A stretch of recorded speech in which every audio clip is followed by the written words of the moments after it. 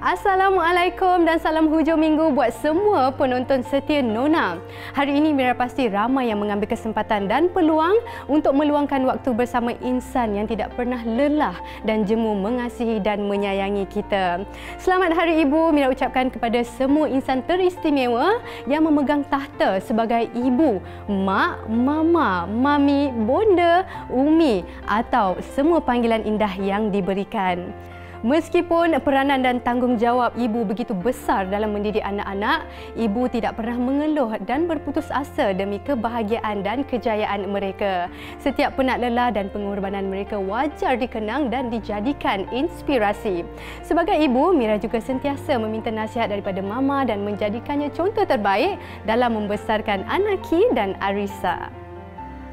Tanda apresiasi buat insan mulia ini, Nona dedikasikan episod minggu ini buat semua ibu demi menghargai jasa dan pengorbanan mereka. Walau sukar untuk menjadi ibu yang sempurna, teruskanlah menjadi yang terbaik buat keluarga tercinta. Menarik di Nona minggu ini. Untuk anak-anak mama, semoga satu hari nanti mama doakan anak-anak mama berjaya lah. Dendeng kita ni lebih rasa enak. Cara menumis tu adalah satu cara yang sangat penting. Selamat mencuba dan selamat Hari Ibu. Ibu, Ibu, terima kasih Mami melahirkan Aina, jaga makan minum kami.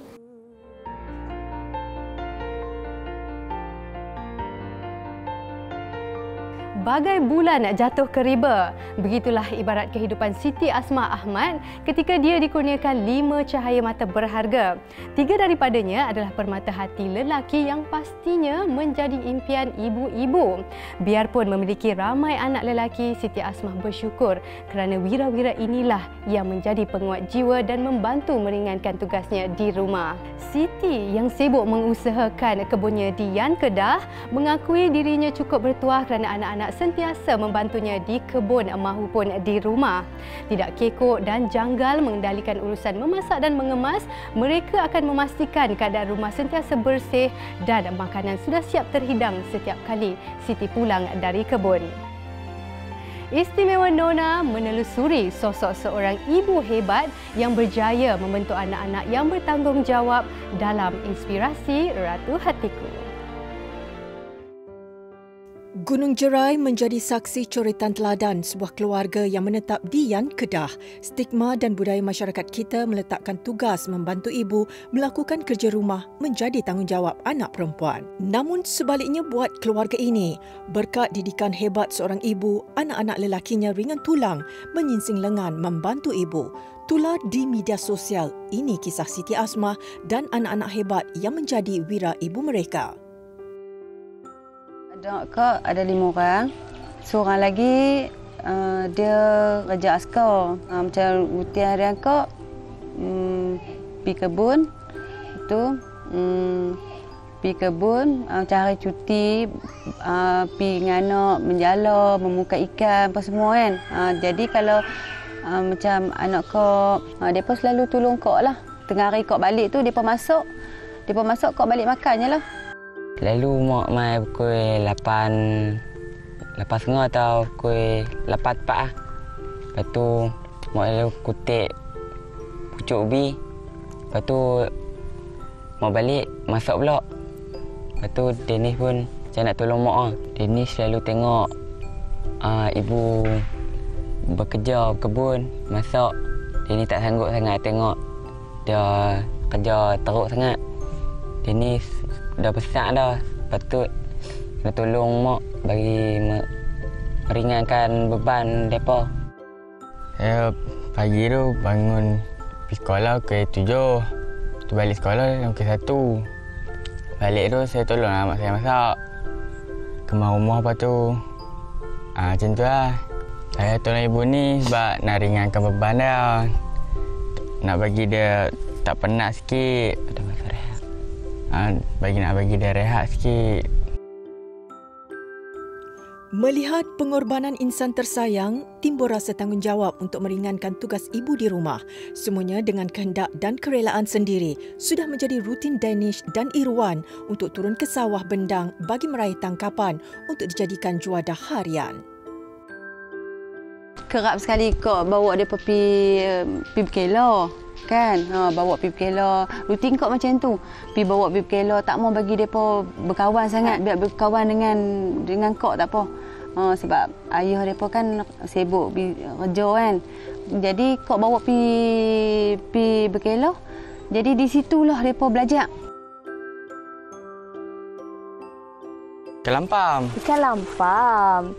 Beginilah suasana membesar di kampung. Memetik hasil tanaman di kebun dan menangkap ikan sendiri bukanlah aktiviti yang asing lagi. Begitu juga dengan anak-anak Puan Siti, mereka menjalankan aktiviti-aktiviti ini bagi meringankan beban ibu mereka. Ikan lampam ni siap masak apa? Goreng kunyit lah. Nak join boleh? Boleh. Jom. Sedang rebung baik dipatah, jadi buluh melepuh jari. Didikan awal yang diberi kepada anak-anak sedari kecil mampu menjadikan mereka insan berdikari. Siti Asmah turut meletakkan sepenuh kepercayaan buat anak-anak untuk meneruskan perniagaan ayam bakarnya yang telah diusahakan selama 10 tahun. Bulan puasa lepas, anak-anak kok lah selalu duk bantu kok. Macam Angah yang pergi tentera pun sama juga. Persiapan ayam, kuah ayam, buat ayam kan. Pagi-pagi tu anak kok selalu duk bantu kok.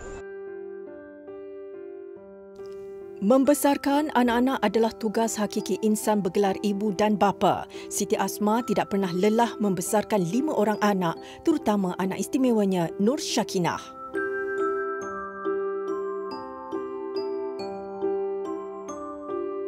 Masa kecil-kecil lah kan, seusia 7-8 tahun. Lepas tu kok cakap lah, kok didik cara macam ni, kok suruh-suruh kan. Tapi kita suruh tu kita jangan paksa-paksa. Kita puji-puji sikit. Macam tu lah. Kalau mereka masak tak sedap pun, kita jangan marah. Lepas tu kita kena puji mereka. Tak sedap tak apa, nanti kita perbetulkan lagi. Macam tu lah. Berkongsi kehebatan anak-anaknya yang handal memasak, dia sering menerima komen positif daripada pengikutnya di laman sosial. Daripada menangkap hasil laut, menyiang ikan, menyediakan bahan-bahan dan memasak, semua anak-anak berganding bahu meringankan beban ibu mereka. Mungkin luar sana mereka rasa buat kerja tolong ibu ni kerja perempuan. Tapi lelaki pun boleh lah buat kerja tu. Atas asuhan ibu, kini tiba giliran abang untuk membantu dan memberi tunjuk ajar kepada adik perempuan mereka, Nur Diana Aimisha, dalam melakukan kerja di dapur. Masak ni bukan kerja yang malu. Lagipun boleh belajar apa yang mak masak. Menjala kebun. Bagi Danish, sebagai seorang anak, tak kisah lelaki perempuan pun, itu adalah tanggungjawab sebagai seorang anak. Pengalaman mendewasakan insan. Walaupun masih muda, sikap dan pembawaan diri mereka matang sebelum usia. Sering meluangkan masa bersama adalah kunci dalam memastikan anak-anak mampu berdiri di atas kaki sendiri. Kok rasa bangga sangat dengan seusia umur mereka, kan? Mereka boleh bantu kok, boleh masak, orang kata cekap lah tok dalam rumah tangga kan. Dan apa kemas dapur, uri-uri dapur apa semua. Kau rasa selesa sangat bagi kok. Setidak-tidaknya nanti kok bila kok dah tua nanti kan, depa boleh berdikari. Senang, mudah bagi depa. Untuk anak-anak kok yang lelaki, kok rasa bangga sangat. Bukan sebab apa tau, nanti bila dia orang berumah tangga kan, senang nak bantu anak isteri depa. Untuk anak-anak mama, okey. Mama rasa bangga sangat. Semoga satu hari nanti mama doakan anak-anak mama berjaya lah. Kami mengucapkan selamat Hari Ibu. Terima kasih Ibu. Kami sayang Ibu. Keluarga adalah harta yang paling berharga. Didikan seorang ibu menentukan kepribadian anak-anak. Semoga hubungan ibu dan anak-anak ini diikat dengan kasih sayang yang erat dan sentiasa dalam rahmat ilahi.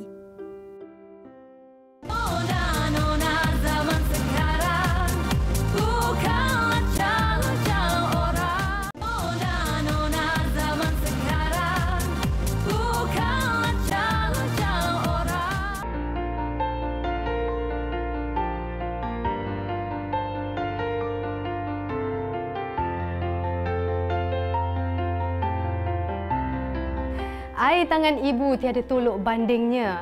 Apatah lagi ibu yang menyuapkan nasi ke mulut kita.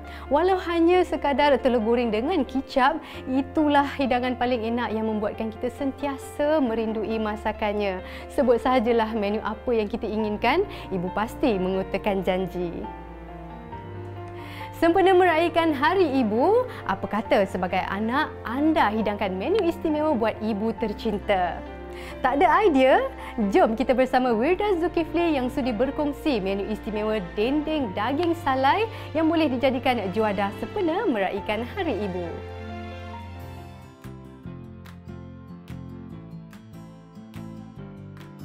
Biasanya kalau menyalai ni, kita akan teringatkan masak lemak cili api. Untuk kali ini, saya kongsikan satu menu istimewa buat ibu tersayang, iaitu dendeng daging salai. Ramai yang menganggap resepi ini agak rumit untuk dimasak, tetapi hasilnya pasti tidak mengecewakan. Aroma dan rasa daging yang disalai menjadikan resepi tradisi ini cukup istimewa dan enak dinikmati bersama insan tersayang. Bahan-bahan untuk membuatnya adalah daging batang pinang, bawang merah, asam keping, bawang putih, cili kering, serai, lengkuas, halia. Proses seterusnya setelah menyalai, kita akan potong atau hiris daging tu hingga nipis. Menu dendeng ni kita boleh buat dengan kambing ke ataupun ayam ke, sesuai juga untuk dijadikan menu dendeng. Kalau nak tahu daging salai tu elok tersalai, daging dia akan rasa bau asap yang kuat dan dia akan masak di tengah-tengah dan di dalamnya lembut, di luarnya lebih kering. Kalau boleh jangan potong atau hiris terlalu nipis, biar dia agak-agak sederhana lebar supaya apabila diketuk dia akan jadi lebih besar. Step seterusnya adalah dengan daging salai ni kita akan perapkan dengan kicap. Kita menggunakan kicap manis ya, jangan pakai kicap masin ke ataupun kicap lemak, dan gaulkan hingga rata. Selepas perap ni kita akan tunggu lebih kurang dalam 1 hingga 2 jam. Kicap tu akan betul-betul mesra. Masukkan dalam lesung dan kita ketuk. Kita tumbuk daging ni sehingga dia betul-betul nipis dan kembang.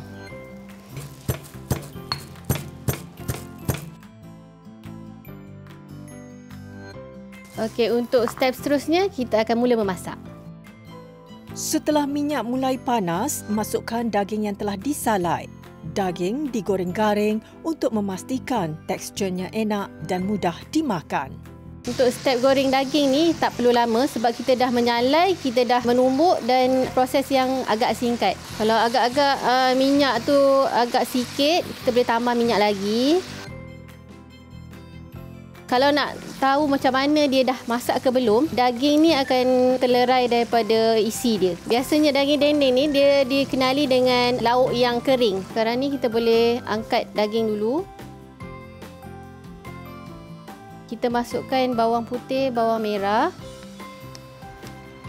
Kemudian masukkan serai, lengkuas dengan halia. Tumiskan ni dulu sehingga dia betul-betul garing dan naik bau. Biasanya dendeng ni dia akan rasa serai tu lebih banyak daripada bawang. Kalau untuk pastikan dendeng kita ni lebih rasa enak, cara menumis tu adalah satu cara yang sangat penting. Pastikan dia betul-betul garing, kurang-kurangnya sehingga dia bertukar warna dan betul-betul masak. Setelah bawang lebih kurang 3/4 masak, kita boleh masukkan cili kering. Terpulang pada kepedasan masing-masing, nak pedas mana. Kalau saya sebab anak-anak pun nak makan kan, so saya letak separuh. Kalau agak-agak dia kurang minyak, boleh tambah minyak lagi.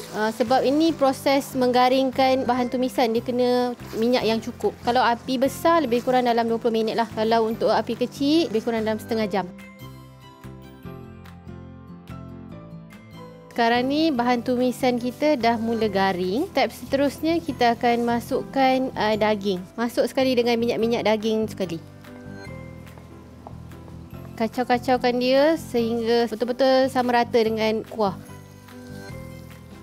Kemudian boleh masukkan asam keping lebih kurang dalam 4 keping ni.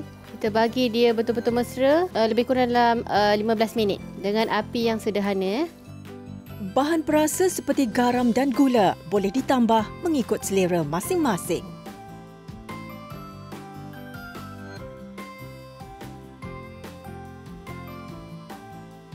step yang terakhir sekali sebelum daging betul-betul masak, kita akan pastikan dia betul-betul marinate dalam sambal tu sendiri sehingga kuah ni bertukar warna agak gelap. Dendeng daging salai kita dah pun masak, boleh hidangkan dalam mangkuk.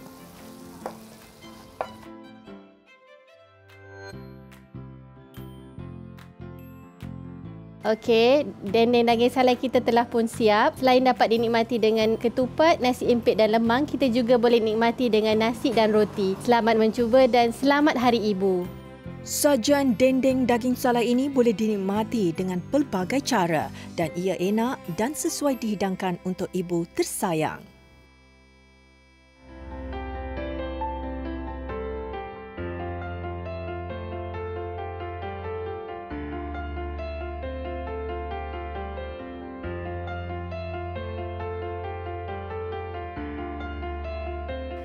Luluh hati seorang ibu apabila anak yang dikandungkan selama 9 bulan dibesarkan dengan kasih sayang, dibuli rakan sekolah sehingga mengalami tekanan dan gangguan emosi yang melampau yang boleh mencederakan diri. Fina Bustanalia sentiasa menjadi tulang belakang buat anak tersayang Putri Asrina atau lebih mesra dengan panggilan Aina yang baru menginjak usia 13 tahun. Pelbagai usaha dan ikhtiar dilakukan demi melihat Aina bangkit dan hidup ceria seperti dahulu. Kepedihan Aina diubati dengan melakukan aktiviti memasak sebagai terapi diri. Siapa sangka kini Aina mengambil alih tugas ibunya untuk menyediakan hidangan setiap hari buat mereka sekeluarga.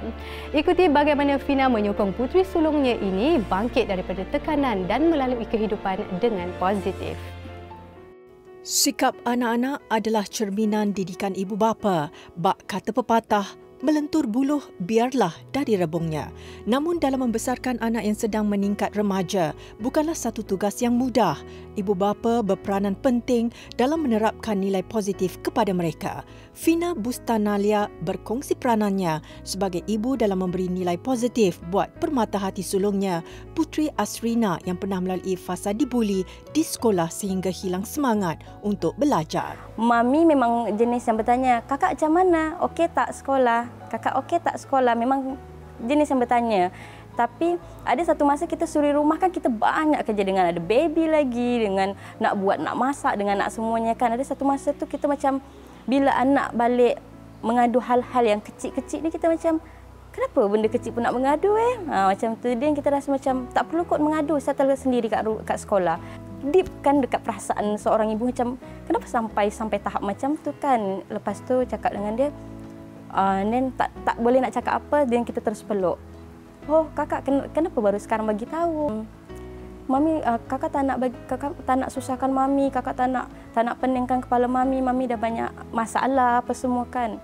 Dan di situ rasa macam kenapalah kita cakap seorang ibu harus cakap macam tu. Dan di situ ambil lesson learn untuk saya sebagai seorang ibu. Apa pun sekecil apa pun sebenarnya kalau anak nak mengadu tu terima aje. Perangai Putri tak macam tu. Dia memang jenis yang dengan adik-beradik kan sebab dia kakak kan. Ini dia selalu macam kacau-kacau adik dia. Mula-mula tu Ana tak boleh lepaslah benda yang kena buli tu. Tapi mami ajak lagi pergi mana-mana jalan-jalan, Ana dah lupa dah.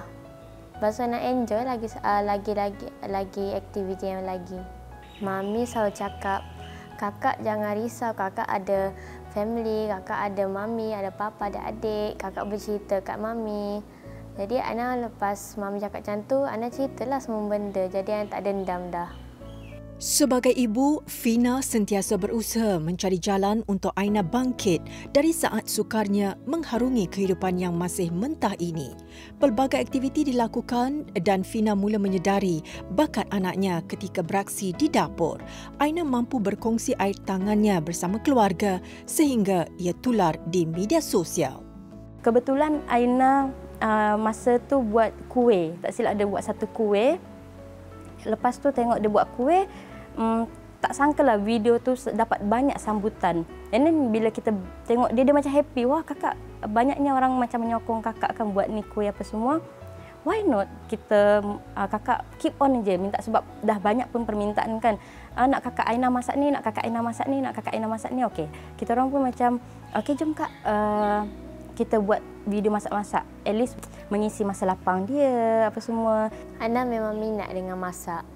Sebab Ana suka tengok mami masak, tolong mami kat belakang. Adik. Okey, saya tak ke depan Okey. Ramai orang menggunakan laman sosial mereka untuk berkongsi kehidupan mereka. Begitu juga dengan Puan Fina menggunakan platform yang sama untuk mengalihkan perhatian adik Aina daripada mengambil peristiwa pahit yang berlaku. Bagi mengembalikan kembali semangatnya, Puan Fina turut berkongsi beberapa menu masakan yang disediakan oleh adik Aina ini sehingga mendapat pengikutnya sendiri. Masakan Aina sering mendapat pujian serta mampu memenuhi permintaan keluarganya. Selain memasak, dia juga pandai melukis kartun dan menjadikannya sebagai hobi. Meskipun baru berusia 13 tahun, berkat ketabahan serta bantuan daripada ibu, Aina terus bangkit. Nak dia lebih terbuka sebagai anak. Lebih terbuka, tak perlu macam mana. Nak dia hadapi semua tu, tak perlu risau pun. Kami family ni ada dengan dia. Lepas tu apa pun yang terjadi, hidup tu kena teruskan. So jangan risau, jangan fikir ke belakang. Yang terjadi tu biar terjadi. And then dah pandai membawa diri, menjaga diri dia kan. Kami sebagai parents nak dia lebih ke depan tu, teruskan kehidupan macam biasa je, tak perlu fikir masalah-masalah yang lepas. Ambil pelajaran daripada apa yang dia hadapi sekarang ni lah. Ucapan Aina untuk Mami di Hari Ibu. Terima kasih Mami melahirkan Aina, melahirkan kami, jaga makan minum kami. Lepas tu sayang kami. Melihat senyuman manis yang terukir di wajah Aina bagaikan memberi ketenangan buat ibunya. Fina sentiasa berdoa agar anaknya akan terus positif mendepani hari-hari mendatang. Takkan mati jiwaku, yang ada hanyalah rindu. Sungguh tak kuduga rasa ini. Hai, saya Aina Abdul. Untuk mengetahui lebih lanjut tentang Aina, jangan lupa saksikan Nona.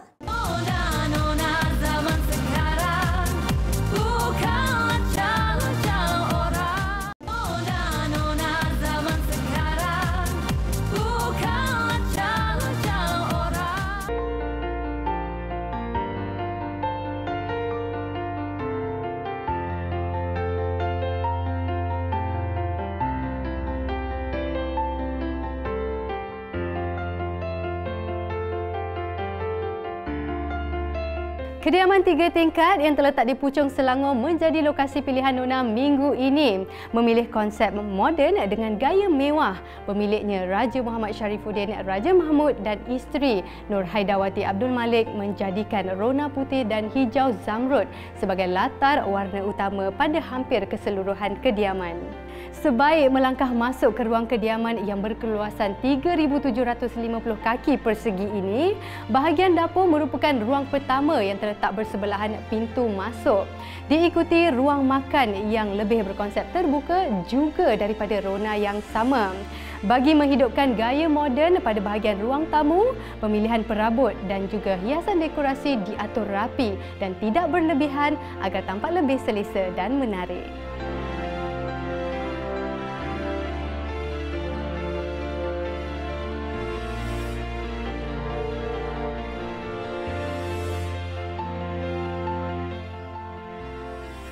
Dinobatkan sebagai pemenang anugerah juara lagu ke-37, nama Aina Abdul kini semakin berada di kemuncak kerjaya seninya. Laluan untuk mencipta kejayaan bukanlah mudah. Pelbagai onak dan duri dilaluinya dengan tenang biarpun dirinya sentiasa menjadi bualan ramai. Digelar sebagai Ratu Fashion Pelik, Aina tidak pernah lemah dengan kata-kata sinis netizen. Malah dia kekal berdiri teguh dengan pendiriannya dalam berfashion. Segalanya kerana doa seorang ibu yang sentiasa merestui perjalanan seni Aina. Ikuti suka duka Aina menempuh industri seni, juga penghargaannya buat ibu tercinta yang sentiasa menyokongnya selama ini dalam kisah selebriti.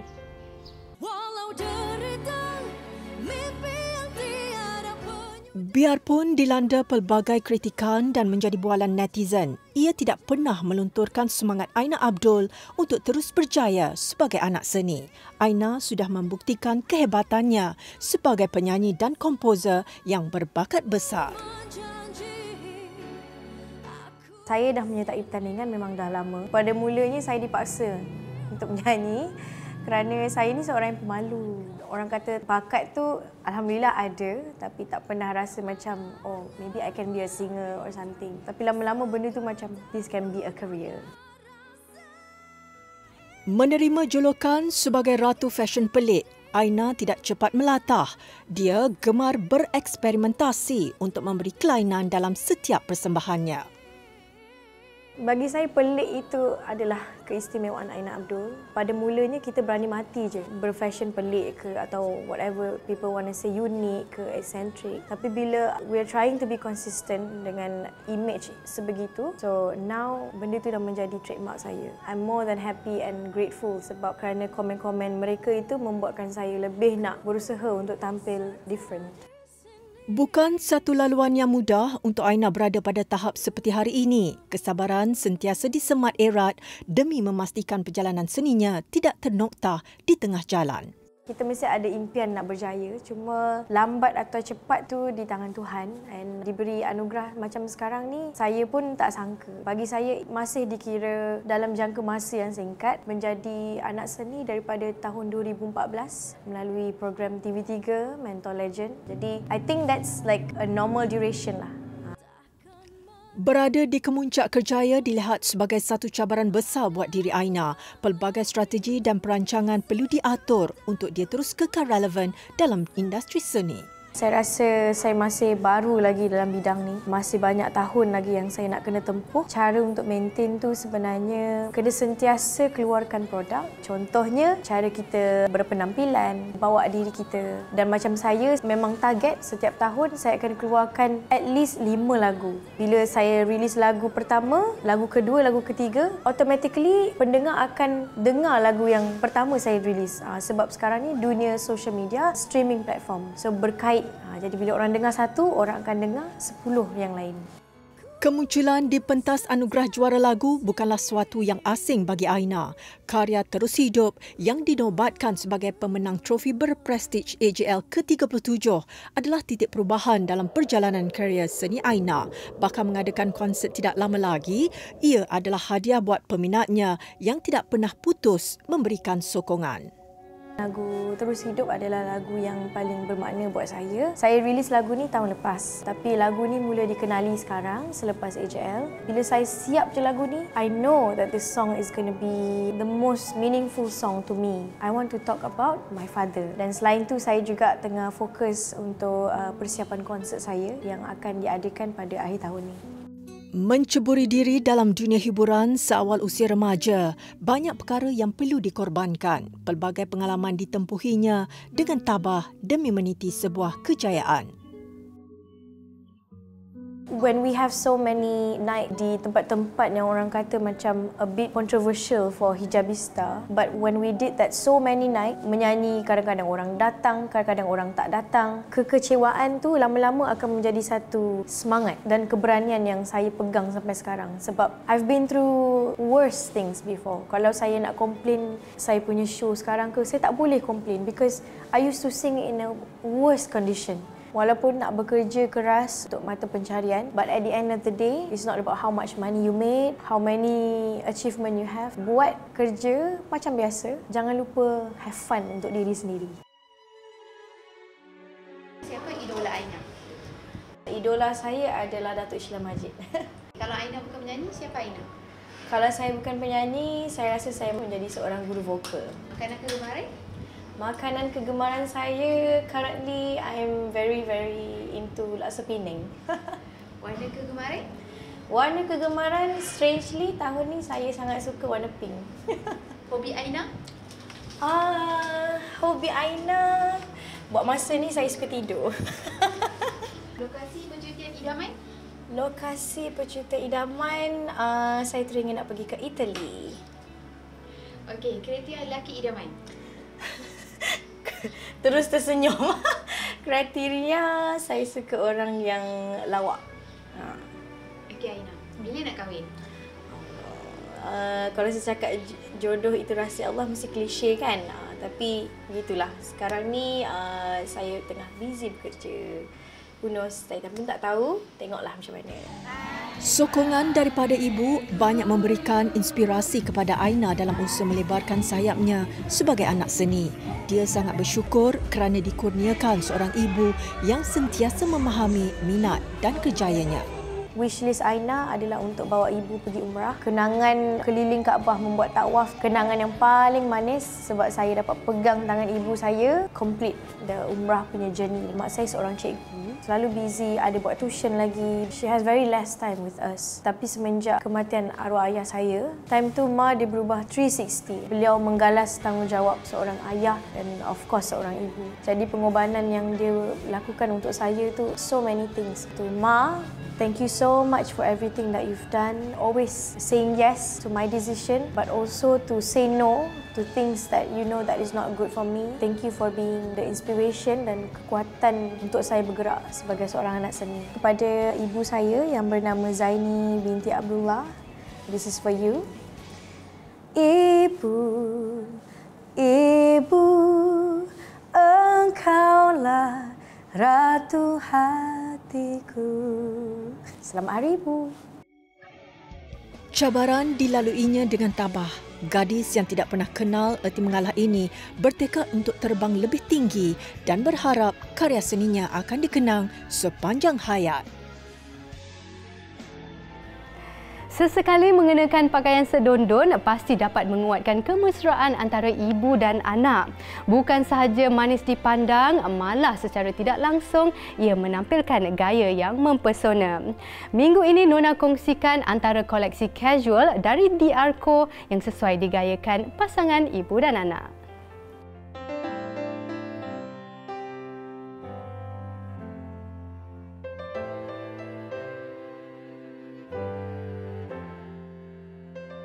Meraihkan Hari Ibu dalam persalinan sedondon pasti menarik dan menambah ikatan kasih sayang. Koleksi DR Co Ilham Nur Ayuni Abdul Rahman antara yang menjadi pilihan pelanggan. Sinonim je kita nak hargai kan pengorbanan mak, kita nak raikan dengan mak kita kan. Jadi kita pilih pakaian yang sedondon. Tapi cutting tu kita ada bermacam-macam cutting. Macam dekat DR Co ni, collection kita ada kaftan, kita ada dress, blouse, baju kurung juga. Kita boleh bagi hadiah tu kepada mak kita and kita keluar dengan mak kita pakai baju sedondon. Kita as mum, pemakaian sedondon pada Hari Ibu ni, saya nak kita educate anak kita. Kita kena pakai sedondon bersama. Indirectly, kita educate anak kita untuk meraihkan, untuk appreciate kita as mum. Benda tu jadi macam moment yang dia boleh ingat bila dia dah besar nanti and dia pula ajar anak dia. Bermula sekadar suka-suka pada 2015, kini jenamanya semakin berkembang dengan pelbagai pilihan rekaan senada buat ibu dan anak. Seronoklah pula bila customer happy pakai baju kita. And then daripada itu, saya dapat tahu insight. Maksudnya customer suka colour apa colour yang customer memang reject, apa design yang customer memang reject, cutting yang macam mana kita tarik. Tak lama lepas tu, kita mula buat baju sendiri. Bila dah buat baju sendiri tu, saya buat based on saya punya taste. Saya memang excited kalau bermain dengan warna. Moving forward, terciptalah satu kelainan yang mana saya nak baju mak dengan anak yang fun, yang boleh dipakai bila kita pergi kat sesuatu tempat tu rasa macam alah comelnya. Kalau mak dengan anak tu pakaian sedondon and warna dia tu pop up.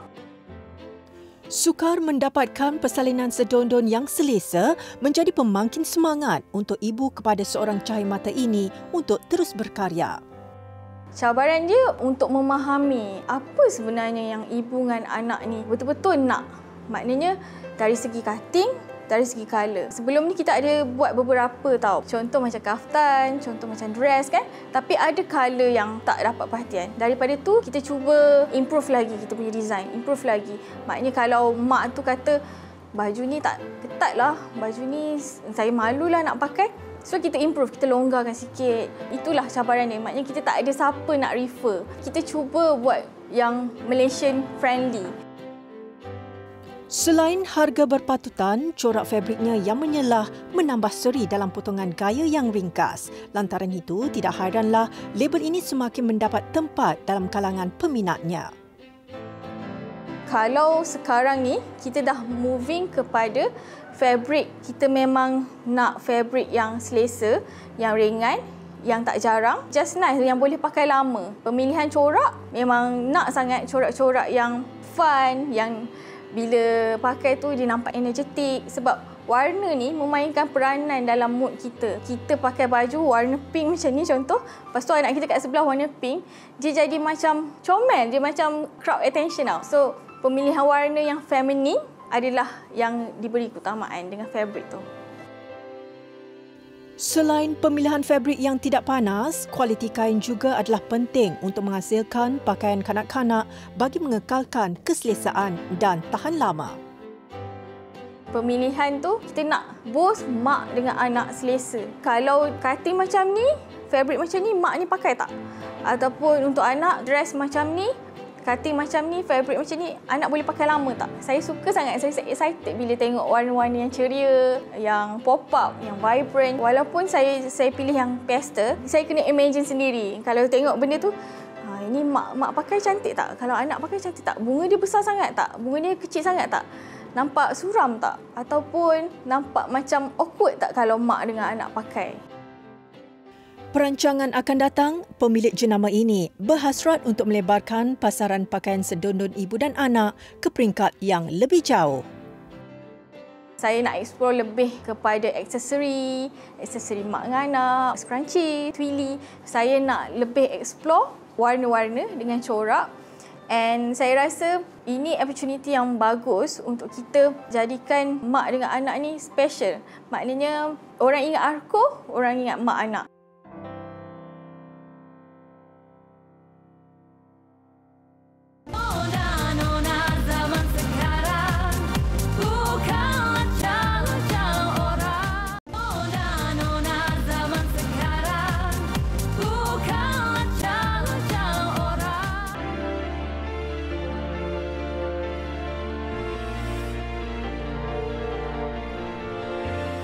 Membuka kafe yang berkonsepkan minimalis Jepun, cetusan idea ini dizahirkan Nur Fatia Cik Mamat dan kakak iparnya yang berbangsa Jepun, Maiko Suzuki. Mengetengahkan suasana yang lebih santai, kafe ini memiliki ruang perpustakaan mini bagi memudahkan pelanggannya untuk membaca dengan selesa. Terletak di Kuala Terengganu, Zahon Cafe sentiasa menjadi tumpuan masyarakat setempat yang gemar menikmati hidangan Jepun dan menu asli negeri Pantai Timur. Relax sekejap berkongsi lokasi menarik ini.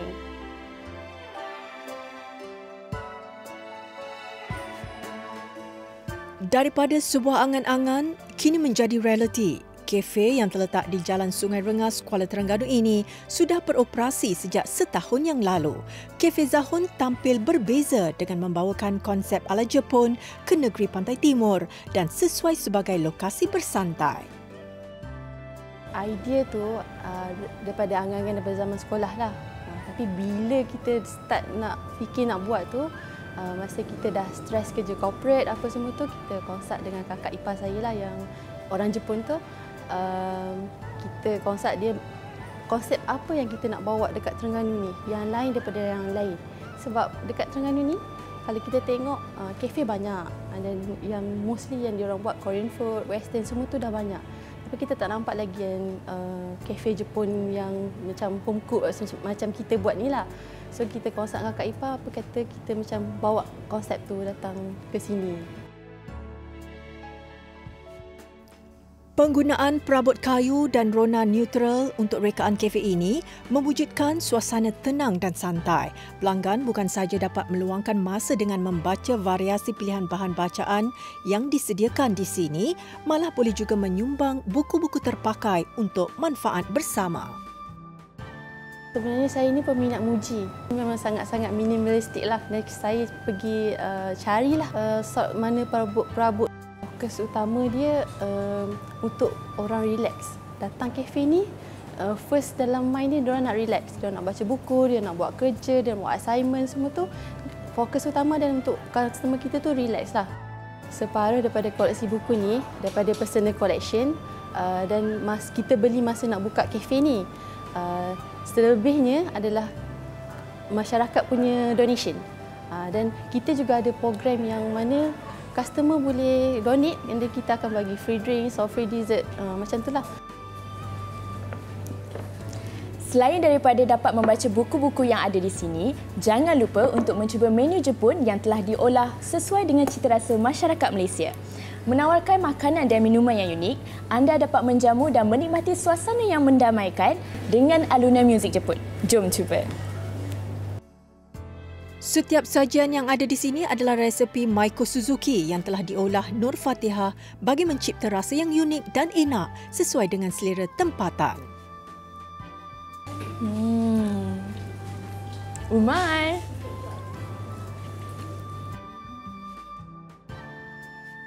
Apa yang kafe ni tampilkan berbeza daripada kafe lain adalah kita punya home cooked Japanese yang mostly bahan-bahannya memang kita secure daripada Japanese brand sendiri, dan kita punya pastry pun kita buat based on Japanese style. Menu yang famous dekat sini contohnya macam chicken curry katsu dengan ramen kita, dan juga donburi series. Donburi series tu macam nasi, bawah tu nasi dalam mangkuk dan kita ada lauk. Selain masakan Jepun, kafe ini turut menawarkan hidangan asli resepi ibunya, nasi kerabu racha. Rasanya berbeza daripada nasi kerabu asli kerana ia diolah mengikut resepi nasi kerabu Thailand. Lebih menarik lagi, variasi busana kimono turut disediakan untuk disewa, istimewa buat pelanggan yang gemar merakam foto sebagai kenangan.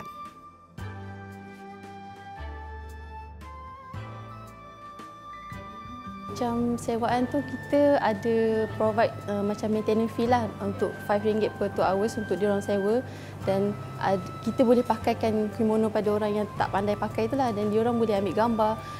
Kita ada juga yang datang untuk buat pre-wedding photoshoot, pre-convo photoshoot, and just santai-santai OOTD semua itulah. Konnichiwa, Nihon no teidori ajimi shitai toki ni zahon de kite kudasai ne.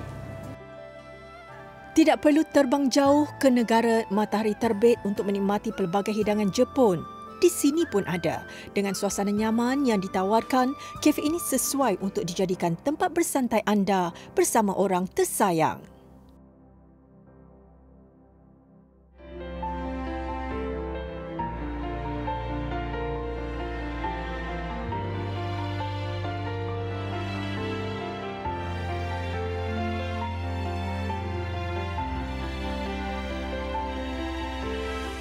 Ibu adalah segalanya. Dialah penghibur di kala kesedihan, memberi harapan di saat derita dan pemberi semangat ketika lemah. Ibu sumber kekuatan dan kasih sayang. Dirinya penuh ihsan dan sentiasa memaafkan. The mother is everything. She is our consolation in sorrow, our hope in misery, and our strength in weakness. She is the source of love, mercy, sympathy, and forgiveness. Bait-bait puisi indah daripada penyair Lubnan Khalil Gibran ini mengakhiri siaran Nona minggu ini. Selamat Hari Ibu Mira ucapkan kepada ibu tersayang Puan Nur Zaridah Ahmad dan Puan Nur Hayati Abdul Aziz dan juga semua penonton setia Nona. Terima kasih atas segalanya. Jutaan terima kasih kepada pemilik kediaman Raja Muhammad Sharifuddin, Raja Mahmud dan isteri Nur Haidawati Abdul Malik kerana sudi menerima kunjungan kami minggu ini. Seperti biasa, layari laman Facebook, Instagram dan TikTok kami di TV3 Nona. Pastikan temu janji anda bersama kami di minggu hadapan. Nona, inspirasi wanita buat semua. Assalamualaikum.